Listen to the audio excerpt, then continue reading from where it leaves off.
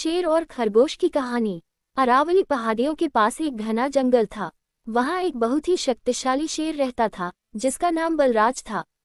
अपने इलाके में शेर के आने की सुरसुराहट सुनकर ही जंगल के जानवर अक्सर छुप जाते या कहीं दूर भागकर अपनी जान बचाते थे। हर कोई उससे डरता था।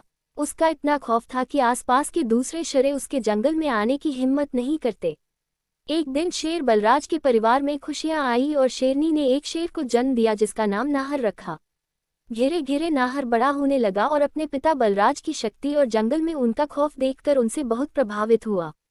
उसने ठान लिया कि उसे भी अपने पिता की तरह ही बहादुर बनना है।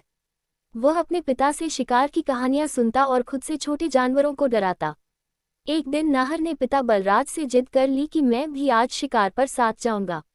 बलराज ने कहा अभी तुम बहुत छोटे हो, लेकिन बहुत जिद करने पर बलराज ने कहा ठीक है, तुम एक छोटे पहाड़ पर बैठकर शिकार देखना। वह राजी हो गया। दूसरे दिन बलराज ने नाहर को छोटे पहाड़ पर बैठा दिया और शिकार करने में व्यस्त हो गया और शिकार करते करते वह थोड़ा आगे चला गया। तभी तेज बारिश हो गई। नाहर भीगने से बचने के लिए पहाड़ से उतरकर पास ही एक पेड़ के पास जा खड़ा हुआ, लेकिन वह भीगने लगा। भीगने से बचने के लिए नाहर ने पास ही एक खरगोश का घर देखा। नाहर खरगोश के घर के पास गया और जोर से बोला गेट खोलो। किसी ने गेट नहीं खोला। उसने बोला मैं नाहर शेर बलराज का बेटा हूँ, जल्दी गेट खोलो। कोई हलचल नहीं। अब नाहर को गुस्सा आने लगा और वो जोर से गेट बजाने लगा और जोर से बोला मैं मेरे पिता को बोल दूंगा तुमने मेरे लिए गेट नहीं खोला, वो तुम्हें कच्चा खा जाएंगे। तब भी किसी ने गेट नहीं खोला। अब वो काफी भीग गया था। भीगने के कारण उसे जोर जोर से छिंकाने लगी और काफी ठंड भी लगने लगी। अब उसकी आवाज में पहले जैसा जोश नहीं था। वो धीरे और नर्म आवाज में बोला प्लीज गेट खोलो। तब झट से खरगोश ने गेट खोल दिया और बड़े ही प्यार से अंदर आने को कहा और बोला अरे इतनी देर से भीग क्यों रहे थे, पहले ही बोल देते। नाहर चौंक गया। वह बोला मैं कब से चिल्ला रहा था, क्या तुमने सुना नहीं?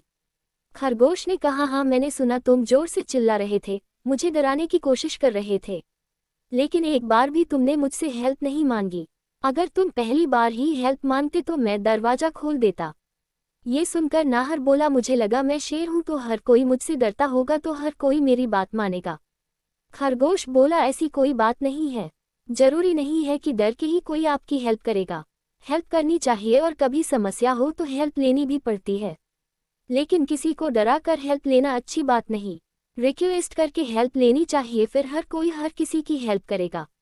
ये सुनकर नाहर को समझ आया कि रिक्वेस्ट करके हेल्प मांगी जाती है और जरूरी नहीं लड़ाई करके या दूसरों को डराकर ही दुनिया जीत सकते हैं, बल्कि प्यार से एक दूसरे की हेल्प करके भी ये दुनिया जीत सकते हैं।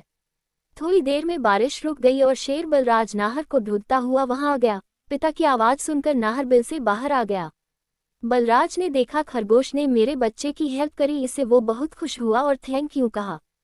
खरगोश की शिक्षा से नाहर बहुत खुश था और खुशी खुशी वो दोनों वहां से अपने घर चले गए। Thank you.